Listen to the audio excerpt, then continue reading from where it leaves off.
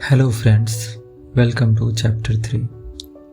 आज हम जिस किताब को डिकोड करने वाले हैं उसे सिलिकॉन वैली का ड्रग डीलर्स प्लेबुक कहा जाता है। किताब का नाम है hooked, how to build habit forming products और इसके लेखक हैं नीर आयल।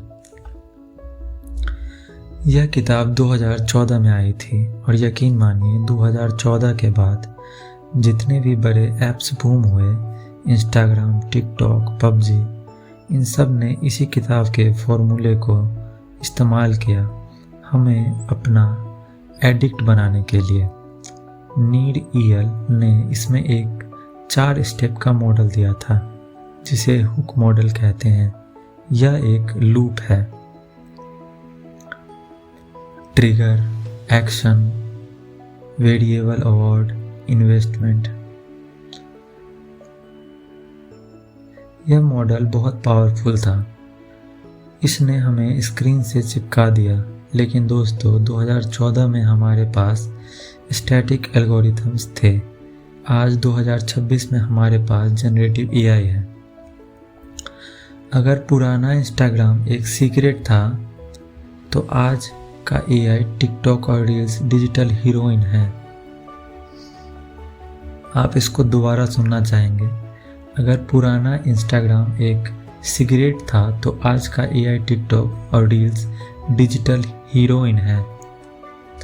आज के चैप्टर हम देखेंगे कि कैसे एआई ने नीर आयल के हुक मॉडल को इतना खतरनाक बना दिया है कि अब हम हैबिट नहीं बल्कि डिपेंडेंसी यानी निर्भरता की तरफ बढ़ते जा रहे हैं।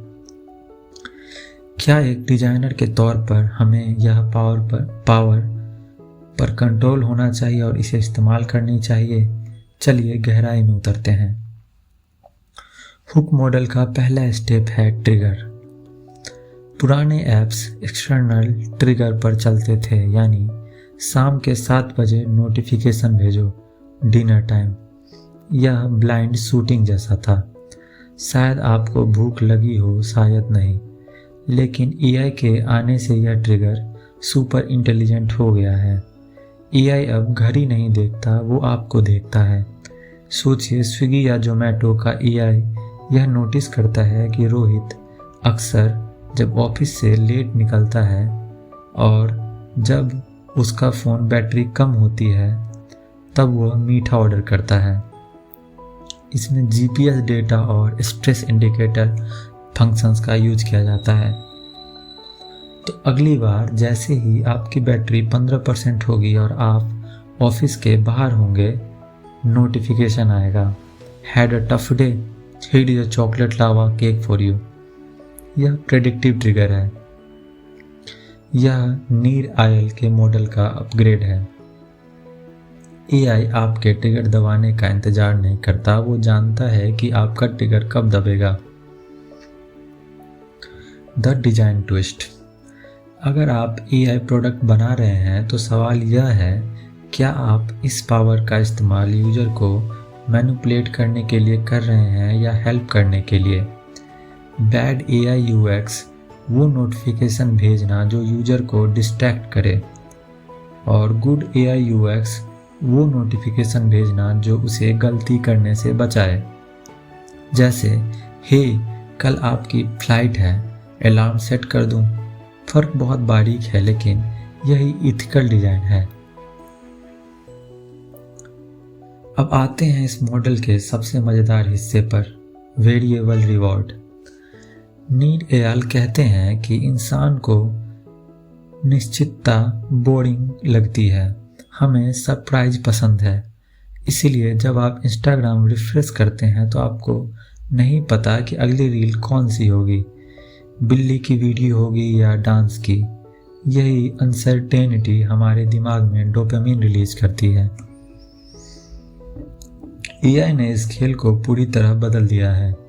पुराने एल्गोरिदम सिर्फ दिखाता था जो पहले से मौजूद था। जनरेटिव एआई नया कंटेंट बना सकता है जो सिर्फ और सिर्फ आपके लिए है। इमेजिन कीजिए एक ऐसा एआई कंपेनियन जैसे रिप्लिका या कैरेक्टर.ai जब आप उससे बात करते हैं तो उसका रिप्लाई वेरिएबल रिवॉर्ड है।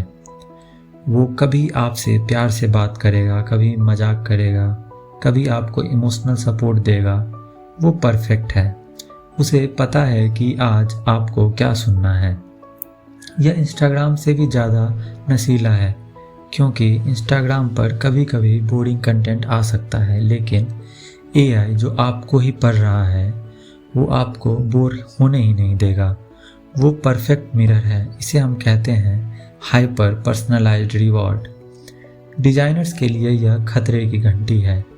अगर आप एक ऐसा सिस्टम बना रहे हैं जो यूजर को हमेशा खुश रखता है, तो आप उसे एक इको चैम्बर में कैद कर रहे हैं, यानी कि गूंजने वाले कमरे में कैद कर रहे हैं। उसे असली दुनिया कड़वी लगने लगेगी। तो दोस्तों, क्या हमें अपने एआई को कभी कभी बोरिंग या डिसएग्रीएबल भी बनाना चाहिए? सोचिएगा ज़रूर। हुक मॉडल का आखिरी स्टेप है इन्वेस्टमेंट। नीड एआई कहते हैं यूजर से काम करवाओ। जब आप फेसबुक पर 1000 फोटो अपलोड करते हैं तो आप फेसबुक छोड़ नहीं सकते, क्योंकि आपकी यादें वहाँ फंसी है। इसे संक कॉस्ट इफेक्ट कहते हैं। एआई के ज़माने में यह डाटा लॉक इन बन जाता है। मान लीजिए आप चैट जीपीटी या किसी एआई टूल को 1 साल से यूज कर रहे हैं। आपने उसे अपने बिजनेस के बारे में बताया, अपनी लिखने की स्टाइल सिखाई, अपनी पर्सनल बातें बताई। अब वो एआई आपको इतनी अच्छी तरह से जानता है कि कोई नया एआई जैसे जेमिनी या क्लाउड आपको समझ ही नहीं पाएगा। आप फंस गए हैं पुराने ज़माने में। स्विचिंग कॉस्ट पैसा होता है था। एआई के ज़माने में स्विचिंग कॉस्ट आपका पर्सनल कॉन्टेक्स्ट है। यार, नए एआई को फिर से कुछ कौन सिखाएगा? यही ठीक हूँ। As a designer, need AI का यह नियम एआई में बहुत डरावना हो सकता है। अगर हम यूजर को इतना डिपेंडेंट बना दें कि वो हमारे बिना एक ईमेल भी ना लिख पाए, तो हमने प्रोडक्ट नहीं बैसाखी बनाई है। अच्छा एआई डिज़ाइन वो है जो यूजर को एम्पावर करे, ना कि अपाहिज बनाए। इन्वेस्टमेंट का मतलब डेटा कैप्चर नहीं, वैल्यू डिजाइन होना चाहिए। तो दोस्तों, चैप्टर 3 का निष्कर्ष क्या है?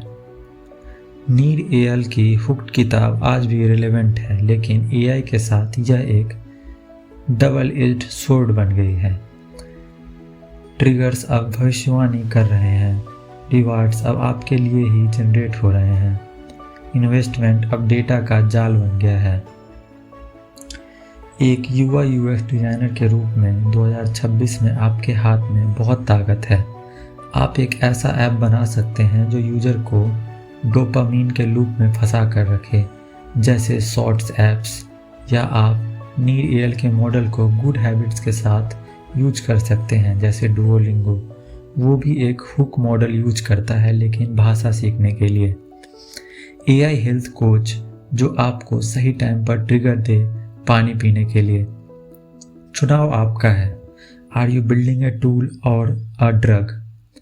अगर चैप्टर में हम बात करेंगे स्प्रिंट मॉडल की, अगले चैप्टर में यानी हम बात कर सकते हैं स्प्रिंट मॉडल के बारे में, कैसे गूगल के डिज़ाइनर्स 5 दिन का काम एआई के साथ 5 घंटे में कर रहे हैं, और क्या इससे हमारी क्रिएटिविटी मर रही है। बहुत मज़ा आने वाला है। तब तक के लिए अपने स्क्रीन टाइम पर नज़र रखिए, कहीं आप भी हुक्ड तो नहीं हैं। मैं हूँ अभिलाष। सी यू इन चैप्टर 4।